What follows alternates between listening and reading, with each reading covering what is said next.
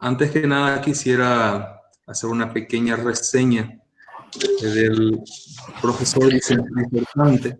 Voy a hacer lectura y quisiera pedirles a los participantes que mantengan el micrófono apagado para que podamos evitar interferencias. Gracias. Bien. El profesor Dr. Andrés Ábalos Ruiz Díaz es egresado de la Facultad de Ciencias Veterinarias de la Universidad Nacional de Asunción en 1995. Segundo mejor egresado de su promoción. Cuenta con estudio de posgrado en Japón, Chile, Argentina. Es especialista en patología de los animales domésticos. Profesor titular de las asignaturas de Anatomía Patológica e Histología y Embriología de la Facultad de Ciencias Veterinarias de la Universidad Nacional de Asunción. Máster en Medicina Veterinaria. Es evaluador de la Agencia Nacional de Educación Superior del Paraguay, ANEAES. Y por sobre todo, es un docente de corazón y alma, eso me consta. Un apasionado por la docencia e investigación, apasionado por la patología de la medicina veterinaria. Profesor Andrés, es tuya la plataforma. Muchas gracias, mi querido secretario académico, doctor Santiago Ullón. Un grato y un gran placer, un verdadero honor de compartir este momento con estudiantes y con colegas. Veo que tengo un auditorio bastante heterogéneo de profesionales, de estudiantes, y la idea de hoy simplemente es un compartir de experiencia, de conocimiento y la vivencia del campo. No voy a dar una charla demasiado técnica, la idea es justamente ser lo más natural posible de cómo se presenta la realidad en el campo cuando a un profesional veterinario se los convoca en un establecimiento donde hay brotes o mortandad de animales. Y entonces, ¿cuáles son las dificultades que tenemos en el campo?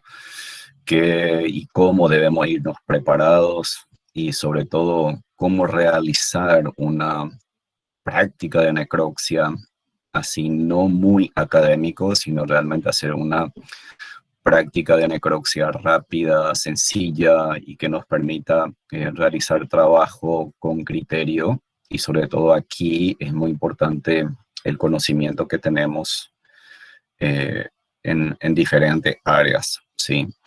Mi mensaje es que el médico veterinario egresado de la Facultad de Ciencias Veterinarias de la Universidad Nacional tiene la gran ventaja de poder seguir realizando práctica de necropsia. Lastimosamente, este año es un año excepcional por la situación que pasamos, y yo le insto a los estudiantes que todavía tienen esa posibilidad o que en el futuro lo tengan, realmente vean a la necropsia como una herramienta diagnóstica, y que traten de incorporar la técnica y lo vean incluso como un nicho de mercado. Señores, esta es una necesidad terrible en el campo. Hoy puedo decirle que nos damos abasto en realizar trabajo, salida a campo, y la verdad que hay que animarse porque los estudiantes tienen esa posibilidad de seguir haciendo necropsia aquí en el país. Cada vez la ley de protección animal nos obliga incluso a las universidades a ir adoptando ciertas medidas, ¿no? Y para mí como profesor, la técnica de necropsia como parte de la asignatura Anatomía Patológica es una herramienta fundamental para el futuro profesional, porque van a ver ustedes ya en breve en las presentaciones que hoy no va a ser una charla simple, sino que la idea es ubicarle a cada uno de ustedes en el contexto de la situación del campo y la presión que ustedes van a tener como futuros profesionales, como médico veterinario que está frente a un establecimiento, sea de ganadería de leche, sea de ganadería de campo, peor aún si están en un establecimiento con una práctica de manejo de engorde intensivo, llamado feedlot, si están frente a una explotación suina y eventualmente si están frente a un establecimiento de producción aviar. Es decir que realmente la técnica de necropsia y saber hacer y poder diferenciarlo en la diversa especie es sumamente importante. Entonces espero que realmente la charla de hoy sea de utilidad para ustedes en su vida profesional y aprendamos, digamos, los tics de la necropsia a campo. Permítame presentarle a ustedes ahora voy a hacer la presentación de la diapositiva y vamos a comenzar a charlar sobre necropsia a campo.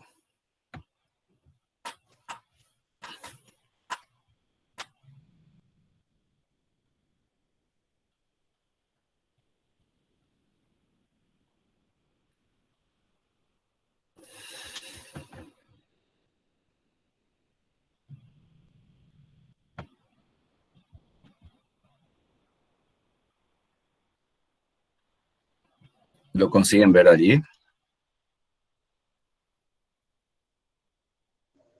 Sí, doctor. Bueno, genial. Bueno, iniciamos nuestra charla, señores, sobre la necropsia a campo. Y son casos reales en donde tuve la oportunidad de ir como un profesional veterinario. Estas imágenes no son imágenes bajadas de internet o el famoso Google que recorrimos todo el mundo. Señores, estos son casos reales de nuestro país, son casos reales en donde tuve la oportunidad de ir a participar, a intervenir como un profesional veterinario. Y a partir de aquí es sumamente importante hablar de la necropsia a campo y en primer término me gustaría indicarle a ustedes que cuando nos solicitan hacer una necropsia a campo, hay que tener una metodología rápida y una forma de manejar el caso que cada profesional debe ir un poco descubriendo y tratando de incorporar en su procedimiento. Y fíjese, la experiencia que yo quiero comentarle a ustedes son experiencia vivida y cuando se nos llama a realizar una intervención de una mortandad de animales a campo, entonces indudablemente es interesante siempre saber cuál es el propósito de la necropsia. Anteriormente, indudablemente lo hacíamos ya directamente, sin mucho preámbulo, pero hoy en día hay que tener importancia de que la finalidad puede ser diagnóstica, como en la mayoría de los casos, y en algunos casos particulares puede ser que sea una finalidad de índole judicial. Entonces ahí hay que tener mucho cuidado y en lo posible evitar cometer errores, ¿verdad? De hecho, que siempre podemos cometer mínimos errores, pero lo ideal sería que realmente sean mínimos los errores. Ahora bien, cuando uno va a realizar una necropsia, y vamos a ir hablando sobre estos tics que están aquí, unas de las dificultades más allá de la técnica y de la interpretación de lo que podamos observar en los animales, es definir qué muestra debo remitir, qué estudio voy a necesitar, cómo debo tomar y cómo debo remitir la muestra y a dónde voy a remitir. Parece tarea muy sencilla, pero vamos a ver cuáles son las principales dificultades que van a tener y les comento ya por experiencia desde inicio de mis actividades dentro de esta especialidad. Entonces, cuando hablamos de necropsia, en primer punto es importante destacar lo siguiente. La necropsia es una técnica diagnóstica. Vamos a comenzar por allí. Si yo realizo una necropsia es con una finalidad en su gran mayoría diagnóstica o a veces investigación y lógicamente en algunos casos de índole judicial. Ahora, ¿en qué consiste? Al ser una técnica significa que hay una metodología de realizar ese trabajo y consiste en un examen sistemático del animal muerto, es un estudio post-mortem y hay una técnica establecida para cada especie. Yo voy a ir mencionando a la medida que vayamos avanzando y tenemos que nosotros los médicos veterinarios y los estudiantes cuando pasan anatomía patológica, tener un poco conocimiento de las técnicas y consideraciones básicas en las especies. Y por ende, entonces, yo tengo que tener la precaución de realizar ese procedimiento según la técnica y siguiendo paso a paso por qué y para qué. Para que no ningún detalle se me escape o en lo posible, ¿verdad? Que esos errores sean mínimos, porque muchas veces si no hacemos y no utilizamos la técnica adecuada, muchas veces terminamos el trabajo y uno se pregunta, pero tal órgano no miré, ¿será que tenía tal órgano? Entonces, siempre y cuando que uno haga un trabajo metodológico, entonces siempre vas a hacer como rutina y cada vez vas a ir siendo un propio especialista en la medida que vas haciendo la necropsia a campo. Entonces aquí es fundamental este tip que está aquí, cómo proceder en el campo. La idea mía es ubicarle a ustedes en un contexto donde hay una mortandad de animales, en donde ustedes van a recibir muchas presiones. Si hay un caso aislado, quizás la presión no sea excesiva, pero miren aquí, este es un lote en donde hubo 35 animales muertos en una noche. ¿Qué le parece? 35 animales muertos en una noche. La gran presión que hay para evitar que más y más animales mueran, ¿sí? Allí la presión va a ser muy diferente y va a haber mucha pregunta de parte del productor, de parte de los cuidadores, de parte del técnico del establecimiento. Entonces, fíjese, es un desafío. Por lo tanto, fíjese, ante esa presión también es importante, que no están en los libros, es lógicamente cómo me desempeño en esa situación. Y aquí hay un detalle importante.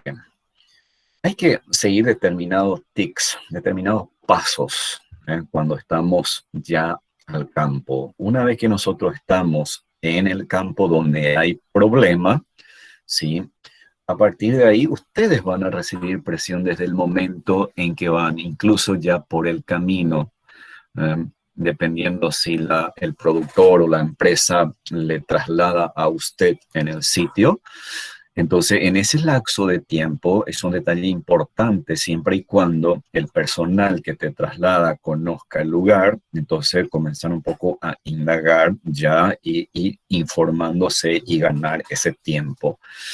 Cuando usted llega al establecimiento y por lo general los propietarios directamente le van a tratar de llevar al lugar de los hechos, ¿ok? Está bien, pero yo diría que cuando usted llegue ahí, infórmese bien primero de la situación.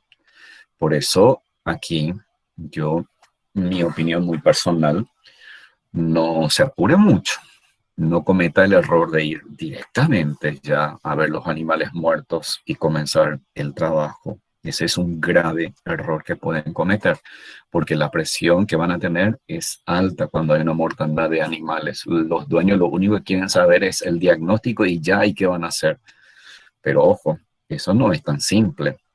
Entonces, mi mensaje es, tómese un poco de tiempo. Y ese tiempo para sacar informaciones. Ahí, semiología, los datos anamnésicos es fundamental, porque fíjese, si yo me planteo este caso, 35 animales muertos en una noche, ¿sí? Entonces ahí ya comienzo a preguntar bajo qué circunstancias, pero hay varios detalles que voy a ir mencionando para que esta exposición sea un poco ordenada. Pero la idea es, tampoco tómese su tiempo y usted mismo se relaja, no. Es importante eso para realizar las preguntas pertinentes, pero el mensaje es, haga lo más rápido posible, sobre todo considerando la condición climática de nuestro país, que hace mucho calor, ¿sí? Entonces, pasemos a la siguiente diapositiva. Paso 1 cuando estoy en ese establecimiento. Entonces, fíjese aquí en el centro, ¿cómo voy a actuar? Ahí, en ese momento, yo tengo que tomarme el tiempo de hacer las preguntas pertinentes sobre el caso en particular. En este caso, 35 animales muertos, ¿sí? Y me centro sobre esa situación. Las preguntas deben ser bien elaboradas, pertinentes, ¿sí? Y lógicamente, más allá de ese evento, es importante también conocer un poco los antecedentes del establecimiento, si anteriormente hubo casos similares, si fuese posible, en qué época del año, si fueron una cantidad considerable. Entonces, la situación, ¿no?, del establecimiento, una situación histórica rápida, que a veces no siempre son verdaderas las informaciones, pero es importante saber y analizar las informaciones que te brindan. Y también es importante, más allá de conocer un poco el antecedente de ese establecimiento en particular y de los establecimientos vecinos e incluso de la región. Porque aquí en el país tenemos dos regiones, lógicamente, geográficas bien demarcadas, pero luego dentro de cada región y dentro de cada departamento hay un microclima y hay una condición X que de repente favorece la aparición de determinadas patologías, ¿sí? Ese es un detalle muy importante. Nosotros tenemos que saber un poco cuáles son las patologías más comunes en esa región y dentro de la región, dentro de la zona, dentro del establecimiento. Por decir, si hay una endemicidad de rabia, yo tengo que saber que en la zona hay rabia, ¿sí? Para los estudiantes, endemicidad significa que hay rabia, brotes esporádicos o con cierta frecuencia durante el año, ¿sí? O de repente hay mucha casuística de tristeza bovina, enfermedad parasitaria, la famosa babesiosis y anaplasmosis. Son pequeños detalles que uno tiene rápidamente en cuenta.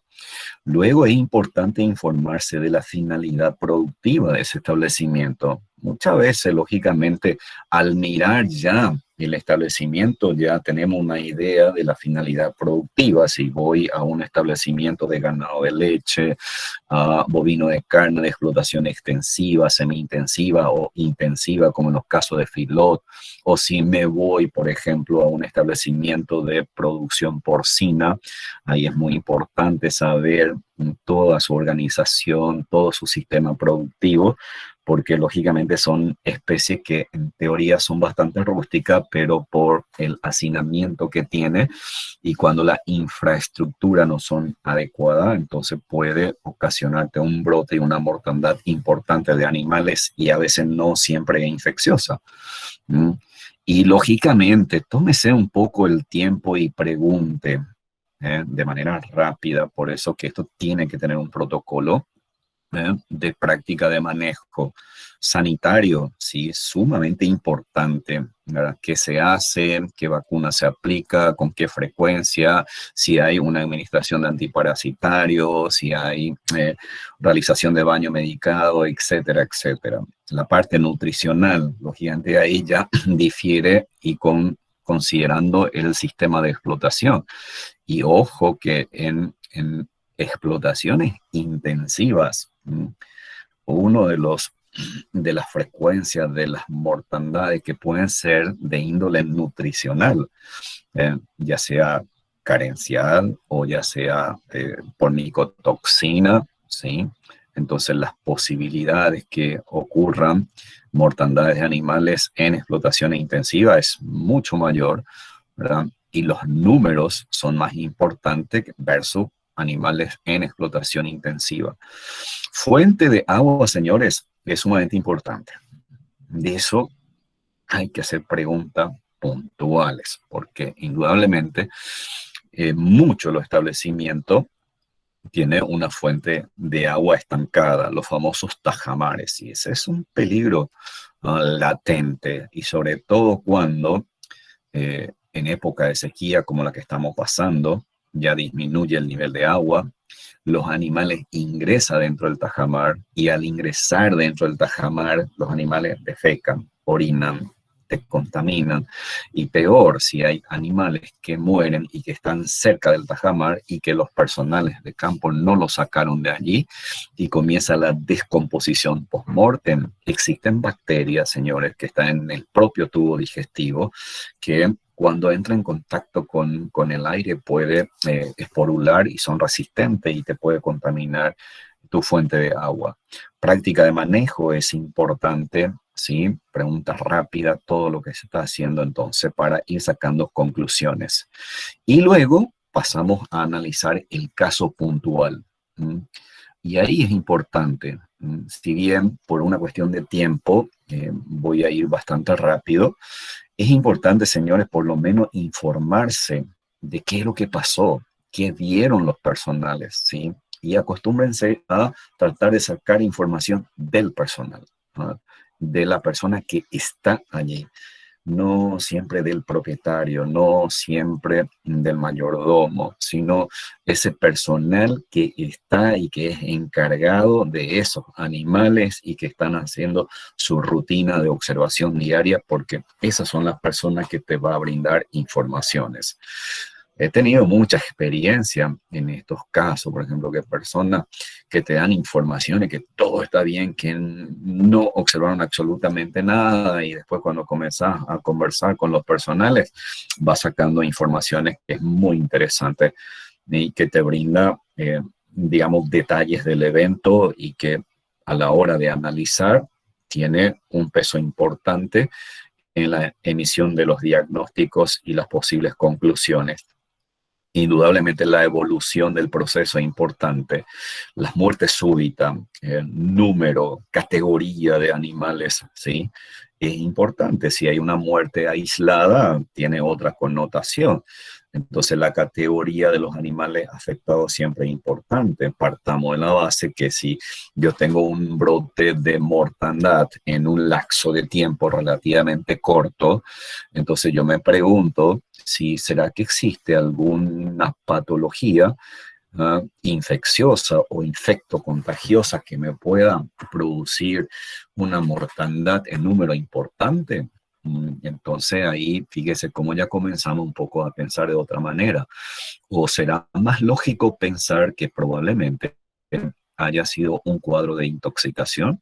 Entonces lo dejo un poco ahí picando esa pregunta para que después lo volvamos a discutir. Entonces, fíjese, la muerte esporádica tiene otra connotación, ¿sí? Y ahí es muy importante las preguntas que se va haciendo, ¿sí? La categoría de animales ya mencionamos. ¿Por qué es tan importante? Porque hay patología infecciosa, metabólica y lógicamente carenciales que tienen mayor implicancia en animales adultos versus animales jóvenes. Y un detalle no menor, señores, origen de los animales. Origen. ¿Qué importancia tiene esto? Porque en un sistema de explotación, sobre todo intensivo, cuando hay brotes o hay animales enfermos, a veces nos preguntamos si ese animal es autóctono de allí. ¿Hace cuánto tiempo están esos animales? ¿O hace cuánto tiempo esos animales llegaron ahí? ¿Se hizo o no la cuarentena? ¿En qué lapso de tiempo hubo un brote de mortandad? Tuve un caso, por ejemplo, en un establecimiento lechero en donde hubo una mortandad sumamente importante de animales, 2 o 3 vacas lecheras por día, ¿sí? Y bueno, se emitieron varios diagnósticos y cuando fui a realizar la intervención, comencé a hacer las preguntas y ahí saltó el tema de que los animales que están muriendo fueron solamente animales importados. Entonces, ¿esto qué quiere decir? Eso ya te da una pauta de qué probablemente está pasando en ese establecimiento. Entonces, es muy importante el origen de los animales. Y aquí, sobre todo, ya los colegas que están y que tienen ya experiencia, saben que en determinada zona del Chaco, por ejemplo, se habla de que no existen garrapatas. Y eventualmente si nosotros traemos animales de esa zona a nuestra región aquí oriental, entonces, y me voy en una zona en donde prácticamente está infestado de garrapata, tengo que tener mucho cuidado. Fíjense la importancia que tiene estos pequeños detalles. Y ya hemos mencionado los antecedentes similares. Entonces, a partir de aquí, por eso yo le decía a usted, no se apure, tómese su tiempo, pero haga rápido, porque esto debemos de hacerlo con mucha fluidez. Por eso que es muy importante cuando uno se inicia en esto, tener unos pequeños apuntes, porque o si no, cuando comenzamos a actuar allí, de repente hacemos preguntas todo dispersas, a veces sin sentido, y eso incluso puede ir en contra nuestro, ¿no? Ahora bien, una vez que me haya tomado el tiempo y analizado esta situación, voy a realizar la necropsia propiamente dicha. Pero para tal efecto, voy al paso 2. Señores, tengan en cuenta su bioseguridad. Hoy, más que nada, creo que tenemos una educación diferente, nos cuidamos más. Entonces, tengamos en cuenta la bioseguridad de los demás. ¿Por qué? Porque está la mía, y está de las personas que en el campo te van a atropellar todo. O sea, el personal de campo siempre quiere ayudar, quiere demostrarte su habilidad, quiere demostrarte que él sabe, hasta inclusive a veces quiere demostrarte que sabe más que vos. ¿Ok? Pero usted tiene que tener la habilidad de manejar a las personas, a los personales de campo. ¿No? Yo por lo general cuando voy van a ver que trabajo solo, por más que el animal sea grande. ¿Por qué? Uno aprende ya la rutina y lo que no está en los libros a veces tenemos forma de trabajar que nos facilita la tarea. Por lo general, por más grande que sea el animal, yo practico la necropsia a campo y a veces los personales eso como que le incomoda y yo siempre le digo, no, lo que pasa es que por tu seguridad yo no sé qué es lo que tiene este animal y prefiero arriesgarme yo y no ponerte en riesgo a usted. Esa es forma de manejarle a las personas. Y importante que esa bioseguridad también usted tenga una visión del resto de los animales. ¿Por qué eso es importante? Miren, aquí está una visita en donde me convocaron para ir a hacer una necropsia. Y justamente es la necropsia de este animal que está aquí. Este, Orlando, estaba aquí, dentro del galpón. Dentro del galpón. Yo no sé, además no sabíamos muy bien de los antecedentes. Entonces yo puedo decir, ah, mira, hace calor, o en este caso estaba lloviendo, hacía frío, me queda mejor trabajar aquí dentro del techo, no me voy a mojar. ¿Eh? Qué suerte tuve. Pero, ¿y qué pasa si este animal tiene una enfermedad infecciosa, contagiosa que pueda transmitirse al resto del plantel?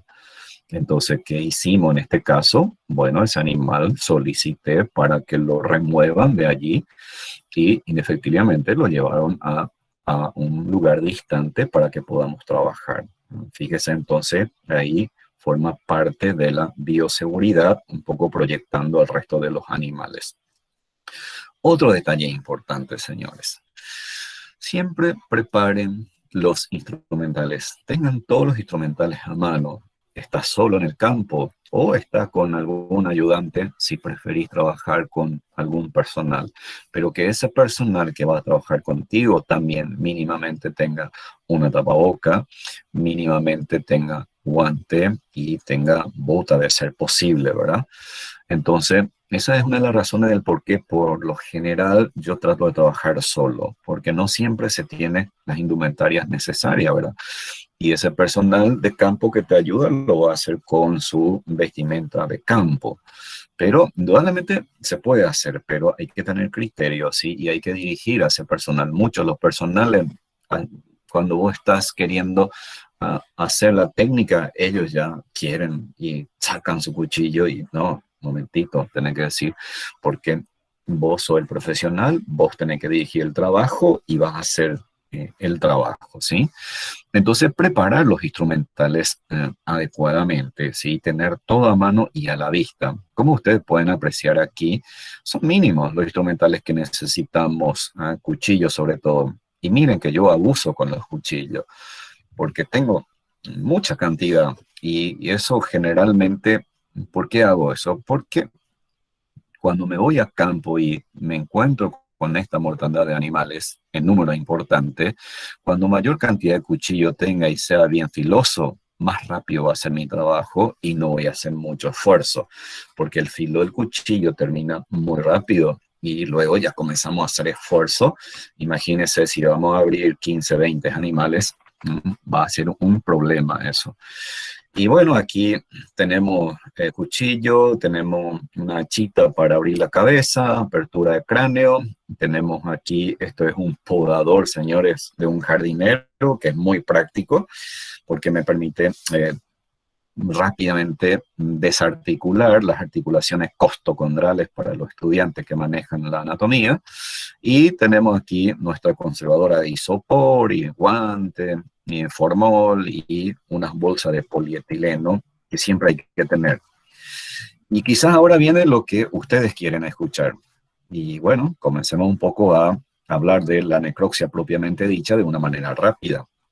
Miren aquí, tenemos estos cadáveres y al mirar rápidamente, entonces es importante, antes de realizar la apertura del animal, observar a través de la vista, palpar. Yo me desplazo alrededor de este animal, lo observo, ¿sí? Y lógicamente vemos que está súper timpanizado. Cuando ustedes vean estos casos, ya aquí hay mucha conjetura y hay mucho diagnóstico en el propio establecimiento, y una de ellas son las famosas entidades clostridiales. Te va a decir, doctor, discúlpeme el término que yo amo mucho porque yo soy de la ciudad de Piriú y para que me conozcan, nací, soy cordillerano, me encanta el guaraní, pero no simplemente porque me gusta el guaraní, sino que en el campo, mi estimado estudiante y colegas que ya de hecho saben esto, cuando ustedes van ahí, los personales te van a hablar en guaraní y te va a decir, pega clostridios, no doctor, clostridiosis, que es una enfermedad infecciosa bacteriana, o mordedura de serpiente, o te dice carbunco bacteridiano. Y cuidado, cuidado, o sea, hay que saber escuchar y analizar.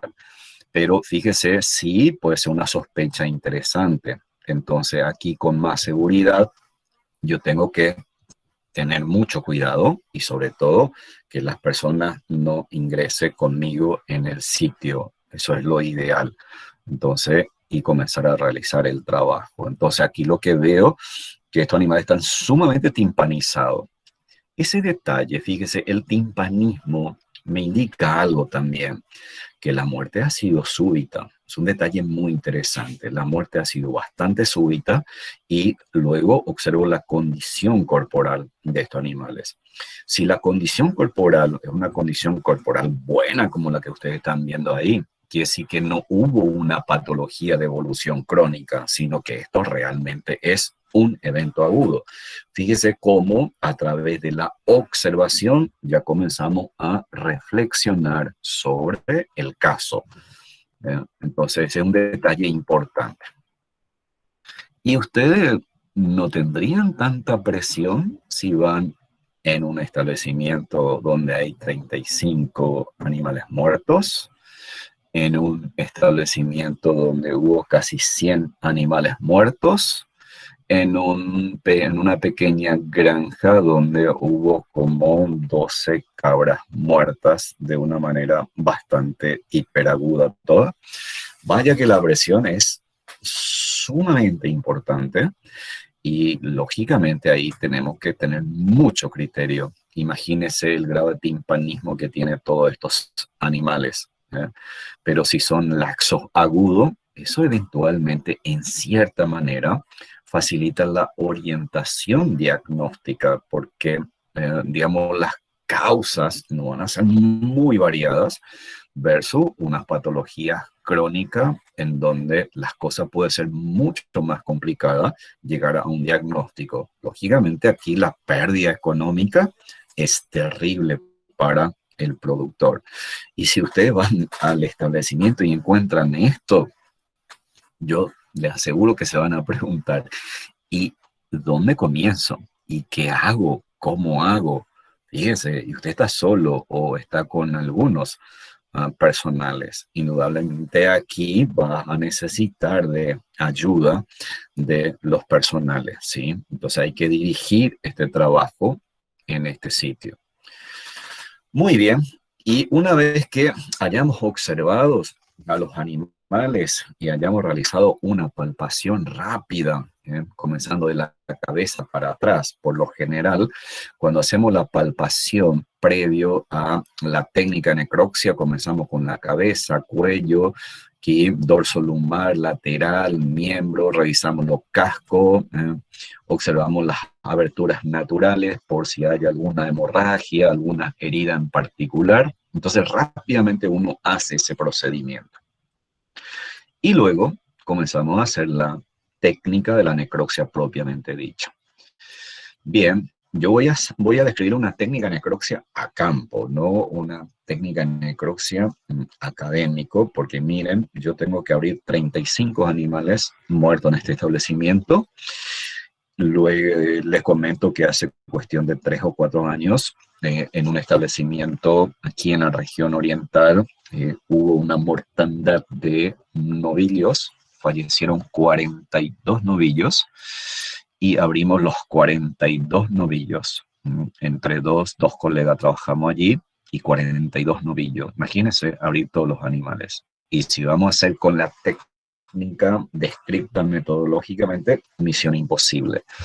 Entonces hacemos lo que se llama técnica de necropsia abreviada. Lógicamente ya hay que tener experiencia para esto, para que no se nos escapen muchos detalles, ¿sí? Entonces esa técnica de necropsia abreviada, por lo general, yo parto haciendo una incisión aquí a nivel de la entrada del esternón. Luego el cuchillo lo dirijo por detrás de la escápula y por delante de la escápula. Cuando yo estoy solo, aquí ustedes me están viendo, estoy trabajando solo, entonces yo me pongo aquí como que me flexiono y pongo el miembro sobre, aquí, sobre mi hombro y me levanto lentamente sin hacer esfuerzo. Me levanto y en la medida que yo me levanto, utilizo mi hombro y con el cuchillo corto aquí la masa muscular. Voy cortando y de esa manera fácilmente se desplaza el miembro. Lo desplazamos totalmente. Luego paso sin hacer la apertura del abdomen, pasamos directamente a nivel de uno de los miembros. Y ahí realizamos una incisión de los músculos de la cara medial del muslo, la misma cosa, me flexiono, coloco de vuelta el miembro sobre el hombro, lo levanto y voy cortando sin hacer esfuerzo. ¿Ok? Y el cuchillo debe ser bien filoso. Y el cuchillo debe estar bien pegado a la cavidad abdominal porque ahí está la famosa articulación coxofemoral. Entonces, en la medida que uno hace un esfuerzo, el corte del cuchillo debe ser profundo y neto. ¿Okay? Luego hacemos ya la apertura del abdomen. Al hacer la apertura del abdomen sí hay que tener mucho cuidado porque fíjese que estos animales están recontra mega timpanizados. Con una mínima equivocación, usted fácilmente va a acceder con la punta del cuchillo en el rumen. ¿Y qué va a pasar? Los gases formados allí lógicamente sale hacia el exterior, pero su contenido te ensucia toda la cavidad abdominal y ahí ya tenemos dificultades para interpretar los hallazgos. Entonces, por lo general, se debe hacer con mucho cuidado. Yo suelo utilizar mis 2 dedos, hago un pequeño ojal, una pequeña incisión. Por lo general lo hago a este nivel, ¿sí? Prácticamente al inicio del abdomen. Y cuando hago esa incisión, introduzco mis 2 dedos y ese 2 dedos dentro de la cavidad abdominal, mi cuchillo filoso con el filo para arriba. Entonces el dedo más el cuchillo hago este desplazamiento. Lo desplazo ¿hacia dónde? Hacia la pelvis. De esa manera que estoy estoy dirigiendo a mi cuchillo, evito que el cuchillo entre en contacto con las pasas intestinales y pueda perforar. Igual todos los cuidados, a veces ocurre esos accidentes, pero no hay de otra, pero es la mejor forma de hacerlo. Pero hay que tener cuidado, lógicamente, de que no me corte en ese momento. Una vez realizada esta incisión longitudinal, entonces hay varias técnicas. Por lo general yo hago aquí una incisión por detrás de la costilla, siguiendo el arco de la costilla hacia el ijar, y fíjese cómo ya se desplaza totalmente los músculos de la pared ventral abdominal, famoso vacío que lo conocemos, ya prácticamente está desplazado y tengo ya la cavidad abdominal prácticamente abierta. Hay un detalle importantísimo, que aquí, este mensaje, en rumiante, la posición de la necropsia, para realizar la necropsia, el animal debe estar en decúbito costal del lado izquierdo. Eso es fundamental, fundamental. Si ustedes hacen una necropsia estando el bovino en decúbito costal del lado derecho, van a tener muchísimas dificultades, van a sudar muchísimo, porque ahí que va a ocurrir todo el rumen, te va a cubrir las asas intestinales. Entonces, cuando usted hace esta técnica y el animal está en decúbito costal izquierdo, el rumen por su peso ya se desplaza hacia el piso y eso facilita la tarea. Bueno, para luego, una vez realizada la apertura, esto se hace ya un examen rápido en el momento. Luego, fíjese, yo paso rápidamente a realizar la apertura del tórax. Y para realizar la apertura del tórax, tengo que cortar los músculos intercostales. Libero aquí a los músculos intercostales y expongo la articulación costal. ¿Y qué es lo que hacemos ahí? Simplemente con la tijera de podar de uso de jardín me sirve como herramienta y me permite realizar rápidamente la desarticulación. Entonces ese detalle es muy importante. Aquí yo ya tengo prácticamente la cavidad torácica abierta. Fíjese, aquí utilicé la tijera de podar y luego que hice simplemente liberé los músculos intercostales y esto desplazo la costilla para atrás y por lo general se produce una desarticulación costovertebral. De esa manera ya tenemos prácticamente la cavidad torácica abierta. Miren aquí todos los órganos abdominales libre. Eso te permite realizar una evaluación íntegra del caso. Para que ustedes vean aquí que estoy realizando la liberación de los músculos intercostales. Aquí ya cortamos la articulación y que lo que hago simplemente desplazo la costilla hacia arriba y hacia atrás para generar la desarticulación o simplemente una ruptura. Aquí hay que tener cuidado con las astillas de no lastimarse. Aquí, entonces, dentro de la cavidad torácica, ya puedo observar que hay un derrame de líquido. Tengo que tener cuidado si yo no lo provoqué, este derrame, o es un derrame torácico que tiene importancia diagnóstica. Solamente para que ustedes vean, en rumiante a veces suele ser muy decepcionante la necropsia en sí, porque no se ve nada. Lastimosamente esa es la realidad, porque parece que todos los órganos están normales, ¿sí? Pero sin embargo, en algunos casos podemos encontrar aquí una congestión y una hemorragia pulmonar. Y miren aquí dentro de la cavidad torácica tenemos entonces un pulmón que me parece que la pleura, anatomía, fíjese, la pleura aquí es muy delgada, aquí la pleura es gruesa. ¿Ah? ¿Será que está inflamada? Sí, hay una inflamación. Y miren aquí, esto es parte del pericardio. El pericardio está cubierta por esta masa gelatinosa. ¿Qué será? Aquí hay adherencia entre los lóbulos pulmonares, la pleura pulmonar con la pleura de la cavidad torácica, la importancia de la anatomía. Y miren este derrame cavitario que tiene un color parecido a la orina. Esto es un líquido turbio. Si ustedes aprecian aquí, entonces hay una extravasación de sangre, la alteración macroscópica es diferente.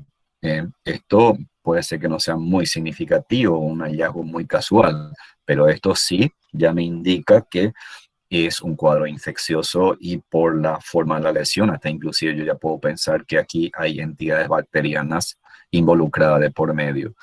Y para que ustedes vean, esta imagen me compartió un colega, porque asisto bastante a los colegas hoy en día por imágenes.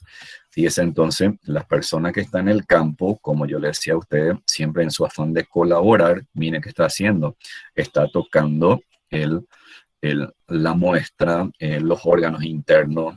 Yo lo podía haber eliminado esto, pero a propósito traje esa imagen para que usted en el día de mañana entonces le diga a esta persona si te va a ayudar y si va a tocar, entonces por favor use guante porque esto es peligroso para la persona. Muy bien, aquí un hallazgo muy casual en corazón, o sea, es muy frecuente encontrar hemorragias, ¿no?, en el corazón. Y bueno, uno a veces se pone contento porque ve esto, pero muchas veces las hemorragias son muy inespecíficas y son hemorragias agónicas. Cuando imagínense si estos animales estaban timpanizados previo antes de morir, porque justamente este corazón corresponde a uno de estos animales. Imagínense el simple hecho que estos animales se timpanizaron antes de morir. Entonces el rumen que hace, ¿qué es lo que produce el rumen? El rumen va a desplazar las asas intestinales hacia atrás y desplaza, comprime el diafragma hacia adelante, me recuerdo de fisiología. Eso te produce una alteración de la famosa presión negativa dentro de la cavidad torácica y va a ejercer presión sobre el corazón, y al ejercer presión sobre el corazón va a tratar de contraerse, y aumentar su fuerza y frecuencia, pero luego, fíjese, ese rumen distendido y un pulmón comprimido, estos animales comienzan a tener disnea, va a tener anoxia, y estas hemorragias a veces simplemente son secundarios a un cuadro de anoxia y es sugerente, ya sea, puede ser de un cuadro infeccioso, puede ser de un cuadro tóxico o simplemente se asocia a una muerte agónica. Ustedes tienen aquí otros hallazgos que no corresponden a estos casos, que ustedes ven aquí un hígado, anatomía de vuelta, la importancia que tiene. Tengo que saber el color normal, el tamaño normal, la forma normal, la consistencia normal. Este es un hígado amarillento. Miren, la vesícula biliar es amarilla.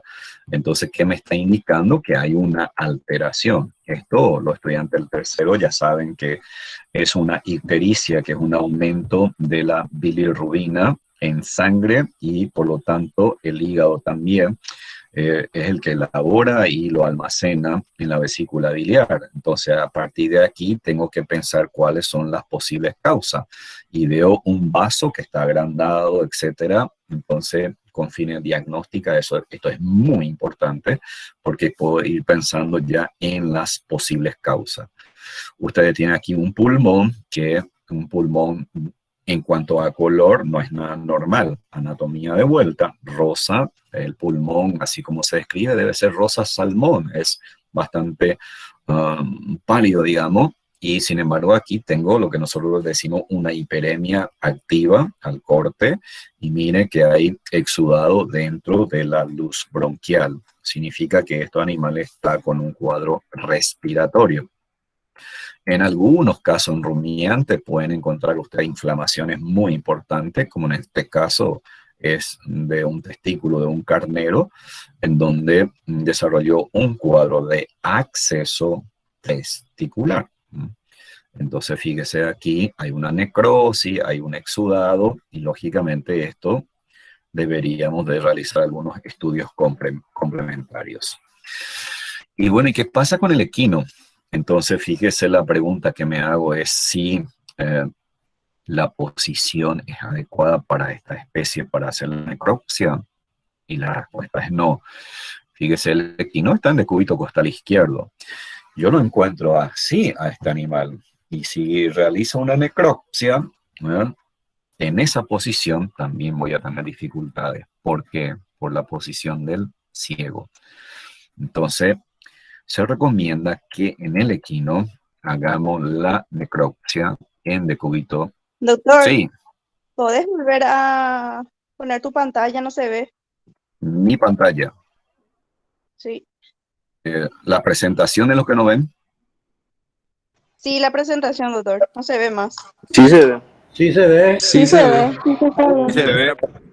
Ah, bueno. Sí se ve. A lo Sí mejor se hay que ve. enseñarlo más ahí. Bueno, seguimos.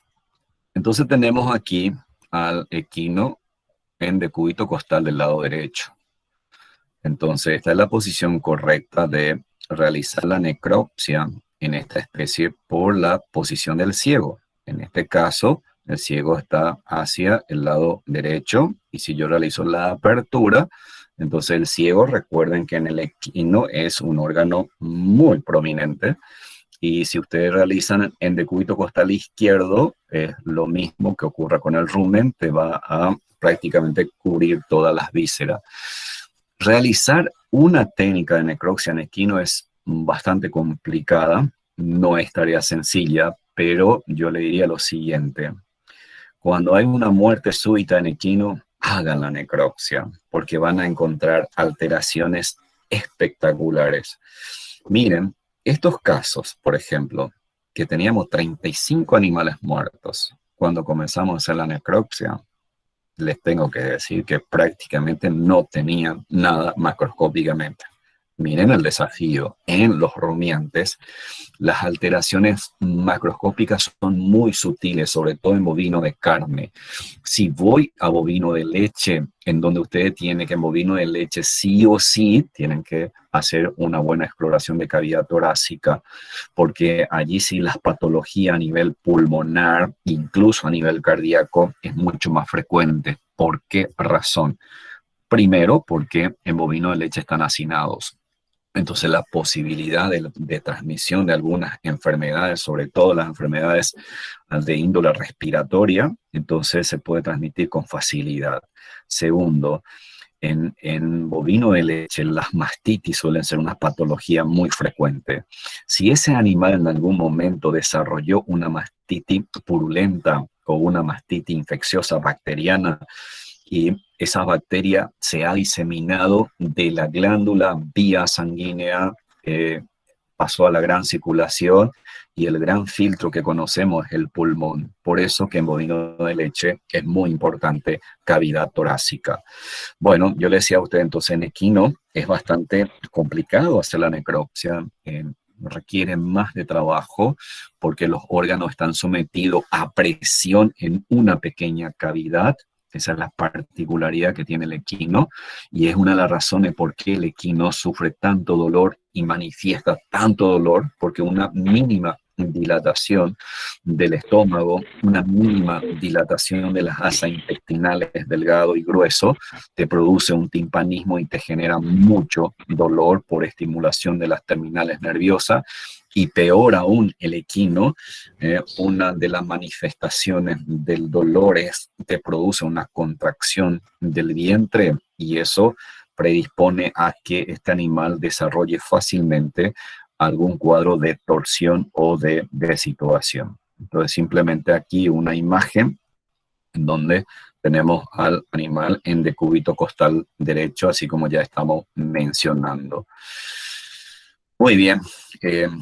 Estas imágenes me facilitó una colega que me compartió su caso y estuvimos discutiendo vía WhatsApp.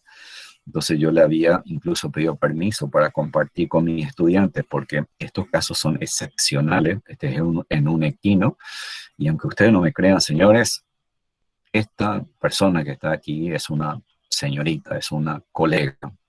Mis felicitaciones porque se anima a hacer la necropsia, ¿sí? Y fíjese aquí, ella hizo la apertura y observen que en el miembro hay una hemorragia bastante importante. Miembro, hay mucha hemorragia, y en uno de los miembros particularmente, porque será en uno de los miembros. Y esta colega trabaja en el Chaco. ¿Qué habrá en el Chaco que te pueda producir hemorragia en el miembro? ¿Qué tipo de toxina habrá sido? Y cuando ella realizó la apertura del abdomen, encuentra también hemorragia dentro de la cavidad abdominal. Mordedura de víbora, señores, ese caso. Este es otro caso que hicimos una necropsia aquí en la ciudad de Luque, donde me convocaron para ir a hacer una necropsia de un caballo que lo tenían como mascota y como también un caballo de salto, con muerte súbita. Miren esto.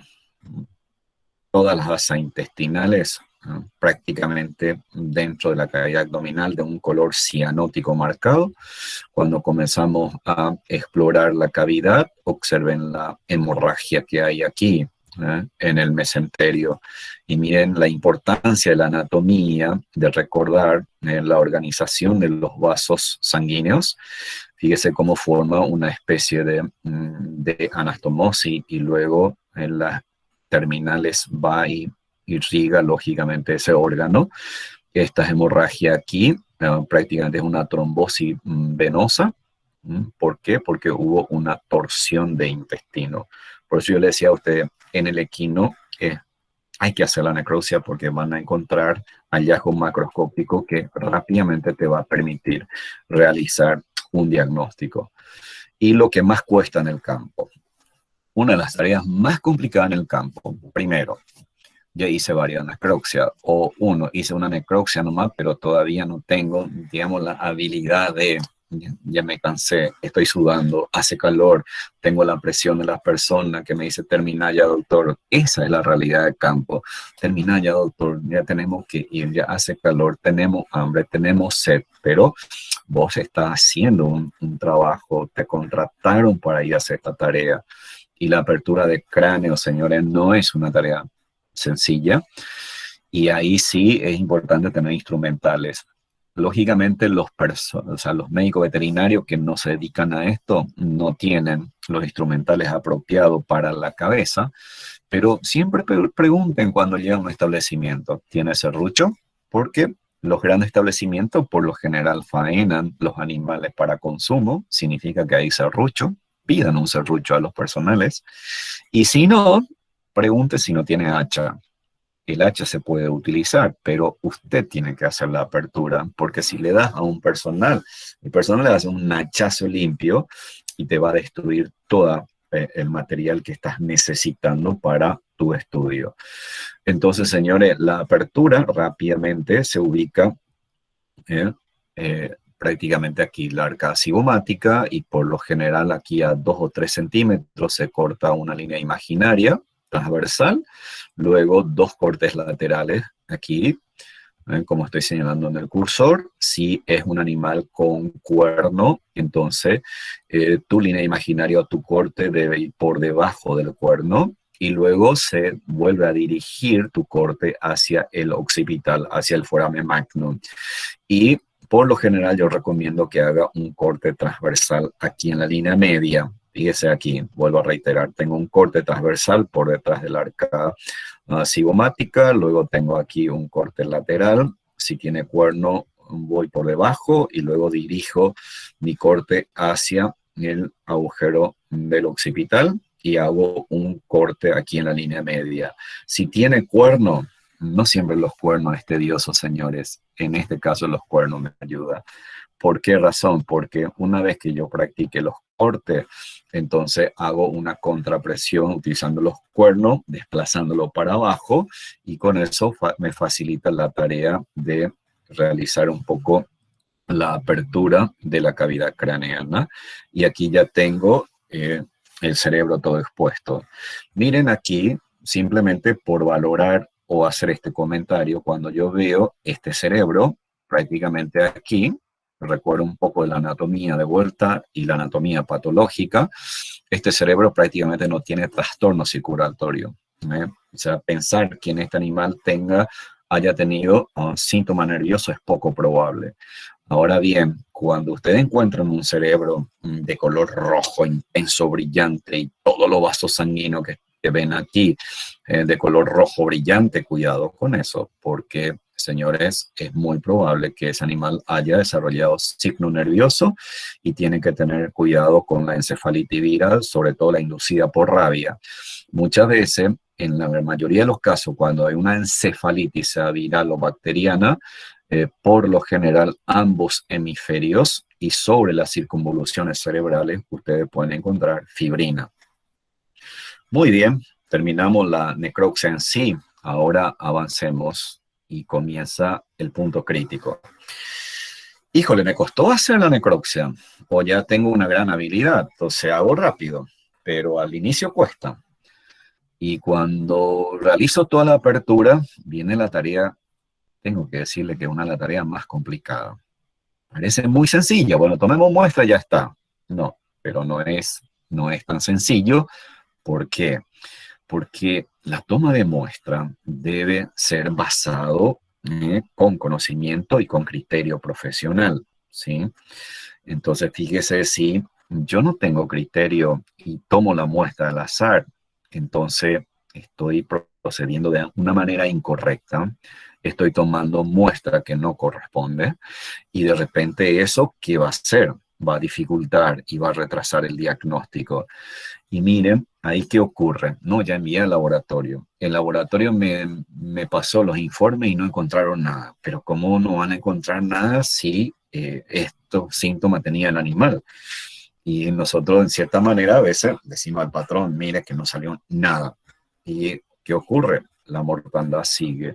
En ese momento, usted quizá pueda un poco derivar la responsabilidad del laboratorio que no encontró nada, pero usted está trabajando en ese establecimiento. Ahora, la presión viene sobre el profesional. Entonces, fíjese aquí, tan interesante estos pequeños datos, porque si la mortandad sigue, las cosas se están complicando. Entonces, mi recomendación es que cuando vamos a hacer la toma de muestra, señores, depende de la sospecha clínica. Y aquí es importante los datos anamnésicos, ¿sí? Se vio algunos síntomas. Si vieron en el campo, yo profesional, debo pensar en algo, en alguna patología. Entonces, a partir de ahí es cómo tengo que tomar, cómo y a dónde debo remitir. Entonces, cómo tomar es relativamente simple, utilizando lógicamente los instrumentales apropiados y la manipulación adecuada. Y aquí un comentario muy puntual. Si hay personas que te están ayudando, esta gente utiliza mucho la fuerza, te puede romper todas las vísceras. Y de repente ya quieren tocar. Señores, usted dirija, diga, no, por favor, no toque. Primero vamos a tomar la muestra, déjenme a mí hacer mi trabajo. Entonces, mi recomendación es que utilicen instrumentales apropiados, llámese cuchillo, llámese tijera, llámese pinza, ¿sí? Pero cuando lo vamos a manipular con la mano, lo hagamos con cuidado, por bioseguridad y no destruya mi muestra. ¿Cómo y a dónde debo remitir? Indudablemente esto va a depender de qué estudio voy a solicitar, y para eso tengo que tener una sospecha clínica. Entonces, una vez definida qué muestra voy a remitir, lógicamente tengo que procurar que sea embalada, refrigerada e identificada adecuadamente dependiendo del tipo de muestra tomada y a ser remitida. Y fíjese, ¿qué es lo que ocurre? Vayamos a lo práctico. Cuando usted realiza la necropsia, de manera instintiva, no necesita estudiar mucho ni ser patólogo, pero instintivamente usted se va a preguntar, ¿y ahora qué hago? ¿Qué muestra voy a tomar? ¿De dónde? cómo y a dónde voy a remitir. Entonces, señores, fíjense, estas preguntas son claves, porque si pienso de esta manera, voy a comenzar a tomar decisiones. ¿Cuáles muestras voy a tomar? ¿Cómo voy a tomar? ¿Dónde voy a remitir?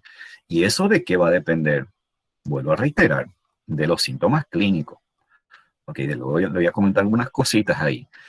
Entonces, si usted tiene síntomas clínicos, ya se ubica más o menos qué tejido, qué órgano puede estar alterado. O, lógicamente, es más importante aún los hallazgos anatomopatológicos. Lógicamente, si yo veo alteraciones en algunos tejidos u órganos, debería tomar esa muestra, ¿verdad? Y hallazgo de necropsia, ¿ok? Entonces, fíjese cómo rápidamente nos ubicamos en el contexto, si tengo ya finalizado el trabajo y durante ese procedimiento tengo que tomar la muestra. Y el gran dilema que tenemos, pero es una realidad en el campo, no existe historial clínico. Te dice los personales, doctor, ese animal murió anoche. Nosotros estuvimos mirando, recorriendo, una muerte súbita, no vimos nada. Y cuando hacemos la necropsia y si es rumiante, no encontramos nada. Les tengo que decir que muchas veces en los rumiantes no van a ver absolutamente nada macroscópicamente. Algo muy significativo. De ahí salta la experiencia un poco, pero tenemos que ir construyendo esa experiencia.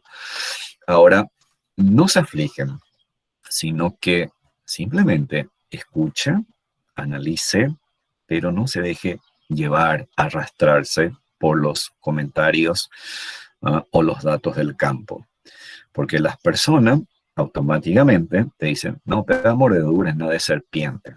No, es una entidad clostridial. No, mancha P. Mancha P, gina doctor. Así en nuestros términos. Entonces, solamente reflexione lo que te comenta ese personal y lo que vos estás viendo al campo.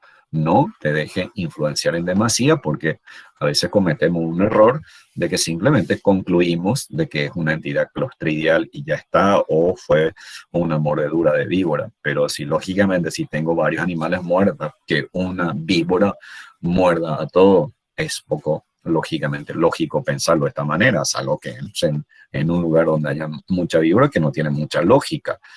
Entonces son pequeños detalles que hay que considerar, señores. Bueno, a mí me ha pasado cuando me he iniciado en esto, y quizás cuando voy en un lugar y no puedo sacar conclusiones, entonces si yo no encuentro nada macroscópicamente, entonces ¿qué hago? ¿Qué muestra lo que voy a remitir? Entonces mi consejo en esos casos es que tome la mayor cantidad de muestra posible de los diversos órganos, vitales sobre todo, hígado, riñón, vaso, corazón, pulmón, intestino y sistema nervioso. Entonces, con eso, si no tenés una idea hacia dónde apuntarías un posible diagnóstico, entonces lo mejor es tomar la mayor cantidad de muestra posible para que después yo diga, bueno, ¿por qué no tomé esta muestra? Muy bien. Recuerde uno de los puntos más importantes a considerar. La muestra debe ser representativa del caso. Tomar la muestra con criterio, tomar la muestra necesaria y remitir al laboratorio para su estudio correspondiente. Les cuento los errores porque se sigue cometiendo errores. Esto es cotidiano. Recibimos muestra al laboratorio y miren, viene con un historial clínico y en el historial dice, el animal estaba nervioso, había incoordinación al caminar, tenía paresia, parálisis, luego en decúbito external y falleció el animal. Síntoma nervioso, ataxia, trastorno locomotor. Y bueno, recibimos la muestra y ¿qué nos envían? Hígado, riñón, intestino, corazón, pulmón, canilla, por mencionar, y otros. Pero el animal estaba con síntoma nervioso. ¿Qué falta aquí? Muchas veces no se envía cerebro, por la dificultad. Primero, es pesado. Segundo, si voy a hacer la apertura del cráneo, ya me cansé, no tengo las herramientas necesarias. Entonces, ¿qué pasa? En el laboratorio se hacen los estudios correspondientes y no salta nada interesante. Entonces nos quedamos sin diagnóstico y los casos pueden seguir. Y esa es la importancia que tiene. Y yo lo converso con mucha honestidad de lo que vivimos en el campo. Y fíjese que de repente hay diarrea o hay dificultad respiratoria y te envía solamente cerebro. Entonces, lógicamente aquí la muestra no se acompaña con el cuadro clínico. Si aquí no encuentro absolutamente nada, entonces el diagnóstico anatomopatológico o incluso si se emite para hacer diagnóstico de rabia, te sale negativo. Entonces, ¿qué pasó aquí? Hubo una mala toma de muestra. Fíjese.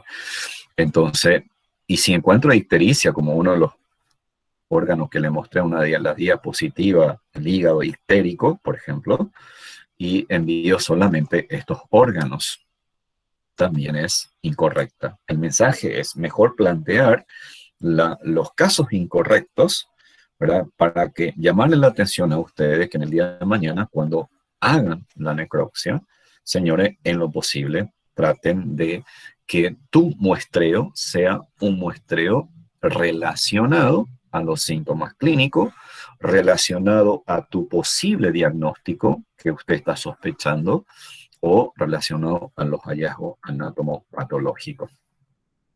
El dilema es, ¿y cómo voy a remitir? Esto es un gran dilema, señores. Aunque ustedes no lo crean. Hay muestras que se envían a temperatura ambiente. Hace poco recibí una muestra proveniente de casi 300 kilómetros en una conservadora de isopor a temperatura ambiente con 36 grados de temperatura. Al llegar a esa conservadora, uno ya huele putrefacción total. Imagínense. Refrigerada. En la mayoría de los casos, cuando voy a enviar órgano fresco, entonces se remite de manera refrigerada. La pregunta del millón es, ¿y qué utilizo? ¿El hielo seco o convencional? Lo ideal sería hielo seco, porque cuando enviamos con hielo que tenemos de manera convencional en los establecimientos, se derrite. Al derretirse, entonces, ¿qué ocurre? Si no procuré o en el campo no siempre dispongo de polietileno, entonces, por lo general, ¿qué es lo que se hace a campo? Y le hago de la realidad. Entonces, se tiene guante de palpación y todos los órganos que se van a enviar en fresco se introducen dentro del guante de palpación y se lo pone en la conservadora y ahí viene con hielo convencional. ¿Y qué ocurre? Tardó muchísimo en llegar en la agencia, lo que te llama el hielo ya prácticamente se disolvió todo. ¿Y qué ocurre? El agua puede filtrar y te puede contaminar todo. ¿Ok?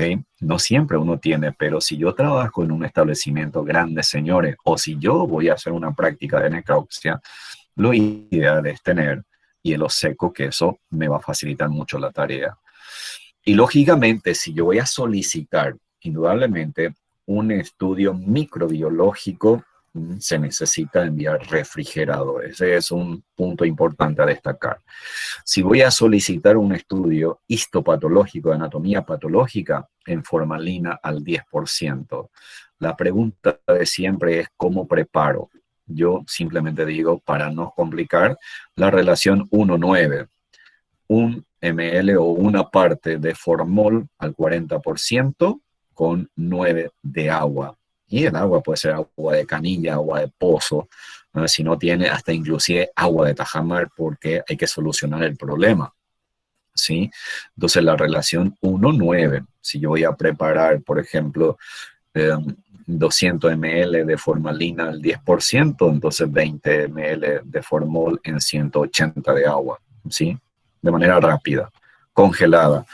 La pregunta del millón a veces por teléfono, doctor, ¿puedo congelar la muestra? Sí se puede, pero para una histopatología lo ideal es no congelarlo porque va a generar alteraciones, pero igual va a servir, o sea, te va a brindar información. En un estudio de histopatología, una muestra congelada, igual te va a brindar histopatología, pero lógicamente más limitado. Si voy a solicitar un cultivo microbiológico, no puedo congelar la muestra, no se puede congelar. Ahora, para rabia, por lo general sí se puede congelar para enviar a Cenaxa. Si de repente va a tardar mucho y tenemos riesgo que se pudra, se puede hacer.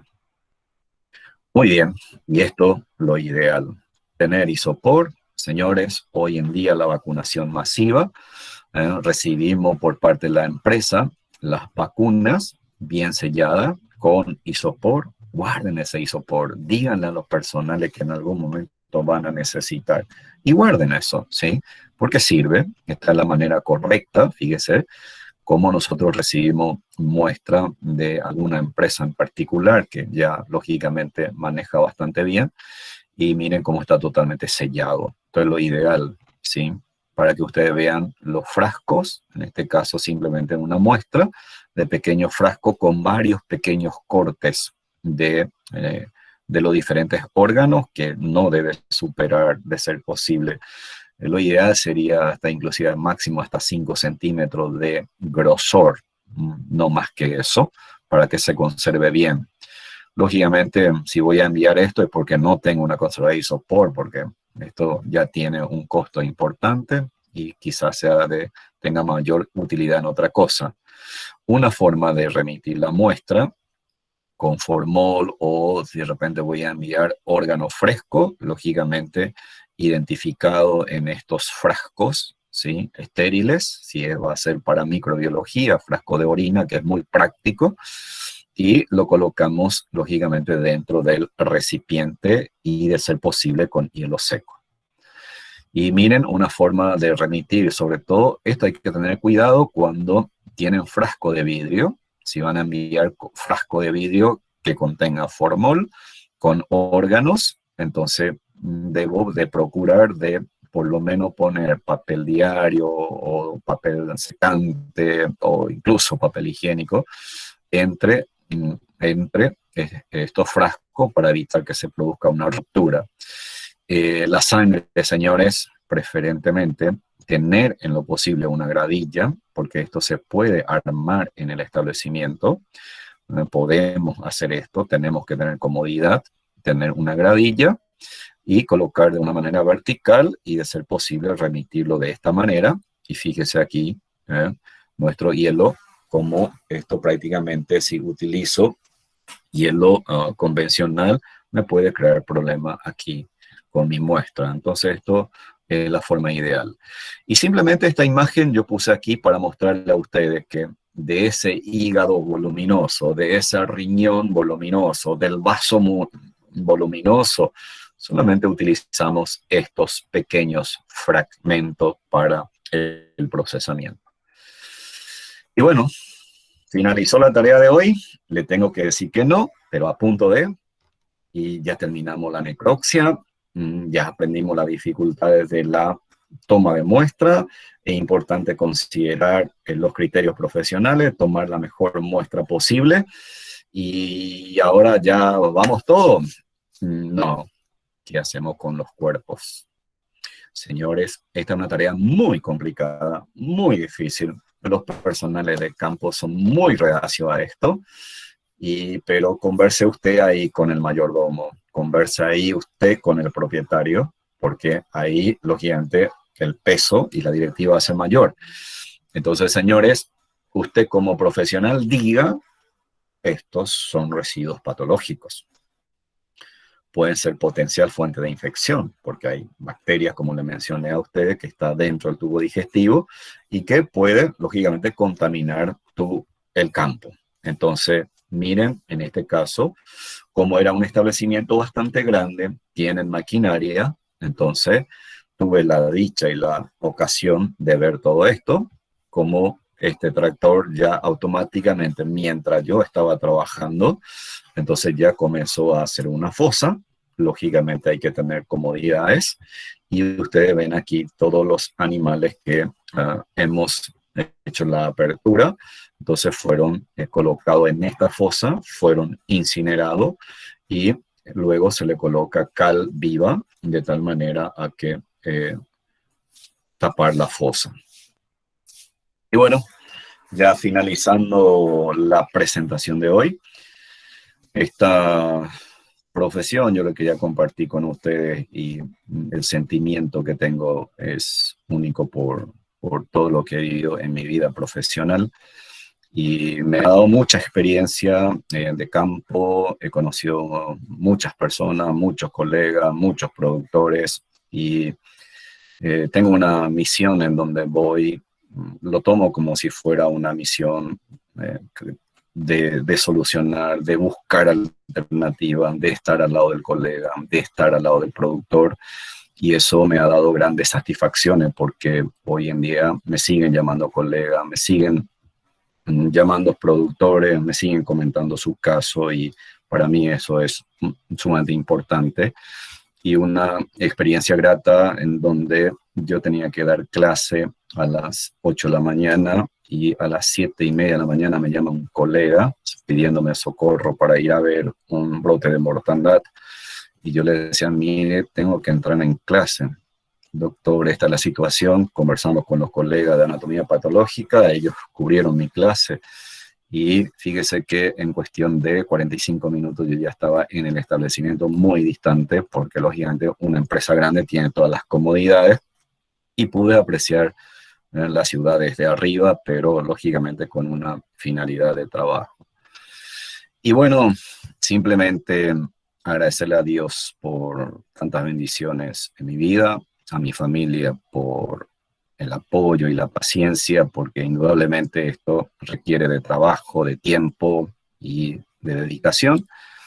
A todos los colegas y estudiantes por permitirme crecer al lado de cada uno de ustedes como profesional, y en especial a la Facultad de Ciencias Veterinarias, y sinceramente un homenaje a quien yo considero como el gran formador que tuve en mi vida como profesional, al maestro doctor Enrique González Dengue. Él fue la persona que me enseñó la patología y me encaminó. Va mi homenaje a esta gran persona. Y agradecerle a todos ustedes por soportarme en este lapso de tiempo y bueno, espero que haya sido de su agrado y de interés y hayan aprendido algo de una práctica de necropsia a campo. Muy bien, mi estimado doctor Ullón, eso ha sido toda la clase de hoy y espero que si hay alguna pregunta, estoy aquí para responder. Excelente, doctor. La disertación, precisamente estoy viendo algunos mensajes, es magistral, ¿verdad? Y veo aquí algunas consultas en el chat, doctor. No sé si te las leo. Sí, señor. Una de las primeras preguntas dice, doctor, ¿por qué se tiene que abrir todos los animales muertos con unos o dos animales? ¿No basta todavía para saber qué es lo que tienen? Muy buena pregunta. Por lo general no es necesario abrir todos los animales. Uno establece un número significativo si las observaciones son todas similares. En el caso, por ejemplo, del brote donde hubo 35 animales muertos, nosotros abrimos 13 animales en forma abreviada. 3 abrimos completamente, sí. Esos 3 animales, yo observo que las alteraciones fueron muy similares y a partir de ahí, entonces uno toma la decisión. No vale la pena abrir todo, pero sí un poco seleccionar al azar esos animales y hacer una necropsia abreviada rápida sin necesidad de hacer apertura completa para que vos puedas cerciorarte de que los hallazgos son similares.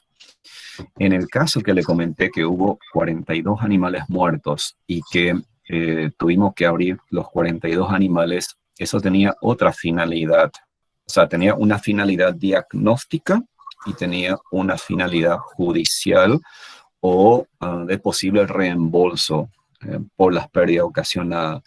Entonces, fíjese, en esos casos los criterios difieren un poco y tenemos que tener cuidado porque al final ese documento que tenemos que redactar debe tener una elaboración técnica, debe tener un fundamento técnico, un fundamento científico y tiene que tener diagnósticos laboratoriales de por medio, sobre todo porque imagínese la cantidad de dinero en juego. Eso sí no es tarea sencilla, ahí sí hay una tremenda presión. Excelente. La siguiente consulta es de Sandra Gabriela Chamorro.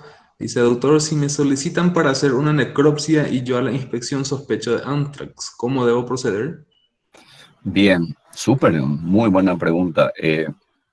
Por lo general, cuando es anthrax, no es recomendable abrir, ¿sí? Ahora, ahí es muy importante evaluar la evolución, ¿sí? Los signos clínicos y sobre todo en anthrax se habla mucho del famoso timpanismo y la posición en caballete. Posición caballete es lo que le demostré ahí en la presentación que va en la portada, en donde prácticamente todos los miembros están elevados por el timpanismo, pero no siempre ese timpanismo sugiere anthrax. Ese es un tabú y hay que sacarse la cabeza. Ahora bien, cuando hay anthrax, por lo general hay derrame de sangre a través de las aberturas naturales, por ejemplo, hollares, y a través del ano y o de la vulva, y por lo general es una sangre que no coagula, ¿sí? Es una sangre muy oscura. Ahí yo sospecho, pero cuidado, que también el timpanismo post-mortem puede producir pequeños sangrados, pero el sangrado es de tipo espumoso, ¿sí? Y no es tan profuso como el anthrax. Si sospecha de anthrax, entonces la recomendación es no abrir. En ese caso, inclusive se puede simplemente con una jeringa, sin necesidad de cortar absolutamente nada, con una jeringa de 10 ml se puede punzar la zona cervical o hacer una pequeña incisión de la zona yugular, la zona cervical, y se puede hacer una impronta con una lámina portaobjeto, teniendo todos los cuidados, y dejar secar a temperatura ambiente y tener un laminario porque es una bacteria bastante peligrosa. En los libros ustedes encontrarán que sugieren hacer una pequeña ventana a nivel del 12º espacio intercostal del lado izquierdo para acceder al vaso, pero no es una tarea muy simple de hacerlo. Y cuando hacen eso tienen que tener mucho cuidado de no provocarse ninguna herida. En conclusión, si van a hacer una apertura, yo prefiero utilizar simplemente la zona cervical con un corte mínimo, hago impronta o puedo incluso tomar ese tejido de la zona y remitir al laboratorio, porque el anthrax se disemina por todo lado. Incluso hasta la famosa canilla se puede enviar para anthrax. Gracias, doctor. El doctor José Feliciano creo que consulta también por curiosidad. Dice, ¿cuál fue la causa de muerte de esos animales que estaban al inicio de su presentación? Buena pregunta. Este es un establecimiento de feedlot. No me acuerdo bien, pero para que se hagan de idea, había como entre 4.000 a 6.000 cabezas en una superficie muy reducida. Y era impresionante la casuística que tiene, y cuando uno comienza a hacer una evaluación de manejo, lógicamente ahí es muy importante, y conversamos con los colegas sobre el plan sanitario, si todos los animales que llegan entran en cuarentena, y si en cuarentena, ¿a dónde van? Entonces uno va recibiendo informaciones, ¿ok? Luego nos desplazamos al sitio problema, y cuando en vehículo entrábamos en el lugar, recorríamos los lotes, de repente veíamos animales de un lote X, ¿verdad? Digamos en la manga, donde están los camineros entre los corrales. Y me parecía muy simpático porque recibiste toda la información, y cuando te vas con el vehículo caminando, observando, de repente sale un animal y ya pasa al otro lote. Imagínense la implicancia sanitaria que eso tiene. ¿ok? Entonces hay que tener mucho cuidado con esto. Y lógicamente ahí, si es un sistema de feedlot, entonces yo debería de centrarme en la posibilidad que si hay un brote de muerte súbita y que sea bastante numerosa, entonces de que sea ocasionada por probable intoxicación. Entonces ahí hay que evaluar qué están comiendo, si es silo, qué preparado tiene, o si hay la famosa utilización de urea en el producto y todo eso. En este caso concluimos que se trató de una intoxicación por urea. Precisamente el comentario del doctor Ariel Martínez, creo que ya respondiendo también por su experiencia en esos casos. Acá tengo una consulta también más abajo, dice Sandra Riveros. Los casos de intoxicación por plantas tóxicas macroscópicamente en la necropsia se puede confundir las lesiones y hallazgos con babesiosis o anaplasmosis. En este caso, ¿cuál es la mejor decisión a la hora de remisión de muestras? Muy bien, excelente pregunta. Y hay que ubicarse rápidamente en la región, en la zona que vos estás. Ese detalle es muy importante. Por ejemplo, si llega muestra procedente del Chaco y sobre todo de zona media para arriba, la casuística de casos de muerte súbita o esporádica por planta tóxica es elevada. Entonces, por lo general, si hay una intoxicación con planta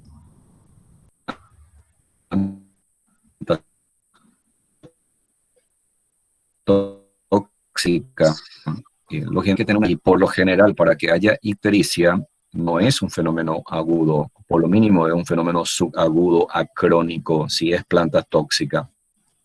Ok, entonces por lo general en las plantas tóxicas, cuando hay una intoxicación, podés tener dos posibilidades. Uno, que el hígado sea friable. Fíjese lo que voy a decir, que el hígado sea friable. Entonces ahí hablamos de una esteatosis hepática, porque eventualmente va a haber una esteatosis hepática, porque la toxina probablemente altera al retículo, en histología, al retículo endoplásmico liso, o altera a las enzimas hepática que se encarga del metabolismo de los lípidos. ¿Y qué va a ocurrir? Se acumulan los lípidos dentro de los hepatocitos, dentro de todos los hepatocitos. Entonces eso te produce un aumento incluso del tamaño del órgano, y ahí hablamos de una esteatosis hepática. Esa esteatosis hepática, ¿cómo puede producir una ictericia?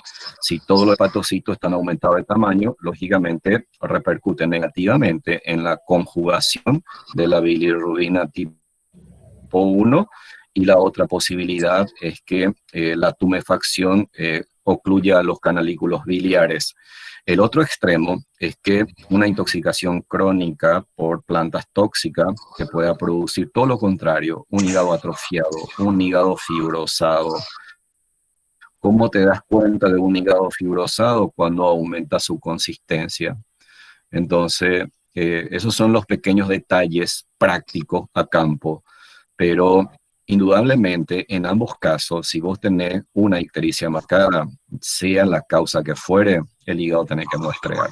El hígado y el riñón tenés que muestrear y tenés que muestrear el vaso. Si hay ictericia, mire, comentarios puntuales. Si hay ictericia, la muestra que hay que remitir es hígado, vaso y riñón. Sí o sí tengo que enviar esos órganos por la fisiopatología. Y lógicamente, yo suelo hacer de la siguiente manera. Si sospecho de babesiosis, sobre todo cuando me voy al Chaco, solicito generalmente, como son establecimientos muy bien manejados, entonces siempre le pido al colega o al capataz o al dueño, necesito que me traiga el lote, un lote donde hubo esta casuística, porque necesito desangrar estos animales. Fíjese lo que hago. Más allá de la necropsia, entonces me tomo mi tiempo y solicito un pequeño plantel para hacer un pequeño sangrado para ver cuál es la situación del establecimiento, porque recuérdense que fuiste lejos y fuiste a hacer un trabajo puntual, y en lo posible tenés que aprovechar el tiempo de tu salida de campo. Excelente. Dos últimas preguntas tengo en el chat. Dice Carlos Gabriel Duarte Lugo. ¿Le ha tocado algún caso en el cual animales que han muerto en cantidad presentaban ojos salidos de las órbitas, prolapsos vaginales e incluso abortos en las hembras y protrusión rectal en algunos? 13 animales aproximadamente. Yo creo que es una pregunta para usted, doctor. Sí, ahí la primera pregunta es, probablemente es un evento agudo. Y si hay prolaxo, sobre todo rectal, prolaxo vaginal, hay que ver si el animal no está timpanizado. Porque si está timpanizado, es normal tener prolaxo rectal, incluso vaginal o bulbo vaginal, como menciona ahí el compañero. Entonces, por lo general, eso no tiene mucha importancia. Más bien hay que pensar si hubo un timpanismo, qué pasó, ¿verdad? ¿Cuál es la causa? Y si hay prolaxo de ojo, nunca lo he visto. O si hay ausencia de ojo, nunca lo he visto, salvo los famosos buitres que hay mucho, ¿verdad? Entonces, ese es mi comentario sobre ese planteamiento. Julio César Román Núñez también tiene una consulta. Cuando ocurre una mortandad y se sospecha de que la causa fue mordedura de víbora, aparte de la hemorragia por las aberturas naturales, ¿por qué tejidos puedo recolectar para analizar y cómo realizar el manejo de los mismos para el envío al laboratorio y qué tipos de estudios debo solicitar? Bueno, bien, una pregunta bien formulada, redactada. Y bueno, mi estimado compañero, mira, cuando hay mordedura de serpiente hay que analizarlo de la siguiente manera. El tipo de serpiente o produce una toxina hemolítica o una toxina neurotoxina. Cuando hay una neurotoxina, ¿qué es lo que hace la neurotoxina? Te produce un paro cardiorrespiratorio y ese animal se caracteriza por una cianosis bastante marcada, ¿sí? Si es una toxina hemolítica, así como la imagen que le mostré a usted del sitio de la mordedura, ustedes van a tener una necrosis hemorrágica de la masa muscular todo alrededor, porque justamente, ¿qué es lo que ocurre ahí? Permítame hablar un poco de fisiología rápidamente. Cuando se inocula, la reacción orgánica es bastante violenta y vas a tener un edema muy marcado producto de esa necrosis, producto de la reacción inflamatoria. Y ese edema, ¿qué es lo que hace? Diluye la toxina y la toxina entonces se expande alrededor del foco de la mordedura. Entonces es muy característico y sobre todo se da mucho en miembro. ¿Y por qué en miembro? Porque por lo general cuando por ahí cerca está la víbora o el animal lo pisó, ahí nomás reacciona la víbora, no es que le muerde por morder. Y sobre todo alrededor del hocico, porque cuando lógicamente está alimentándose el animal, ahí puede ocurrir ese accidente. Entonces, por lo general, cuando hay una toxina hemolítica, también depende de la cantidad de toxina inoculada en ese momento. No siempre termina en una muerte súbita. Termina en una muerte súbita cuando esa serpiente no se estaba alimentando hace rato y tenía almacenado alta concentración de toxina. Si esa serpiente se alimentó recién y durante el proceso, no se dice masticación, creo que los especialistas en silvestre utilizan otros términos, cuando ingiere, por lo general se libera mucha toxina, entonces la inoculación de la toxina va a ser menor y hay animales que se recuperan con un buen tratamiento. Ahora, con respecto a qué muestra voy a remitir, lo ideal sería determinar toxina, pero es muy difícil de hacer una determinación de toxina a nivel laboratorial. Más bien es por los hallazgos de necropsia y por los antecedentes que se hace esas conclusiones.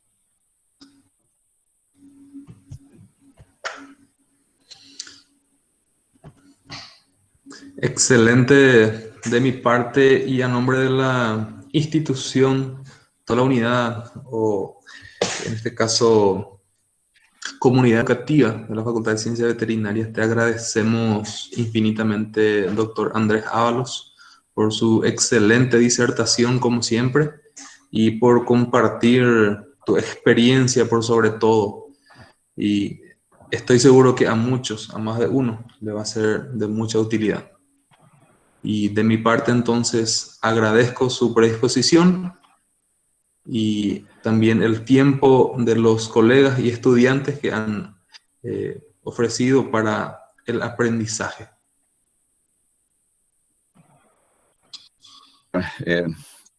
Para mí, mi agradecimiento para tu persona y a través tuyo a las autoridades de la institución. Estamos pasando situaciones complicadas, pero increíblemente esta plataforma nos ha demostrado también que es sumamente útil. Imagínese la posibilidad de compartir experiencia a campo con ustedes y saliendo un poco de lo que es la parte muy técnica. La idea era hoy hablar con ustedes de lo que yo vivo a campo, de la experiencia que tengo a campo, de la dificultad que ustedes van a tener. Y sobre todo, la idea es que y tratar de que ustedes tengan criterios profesionales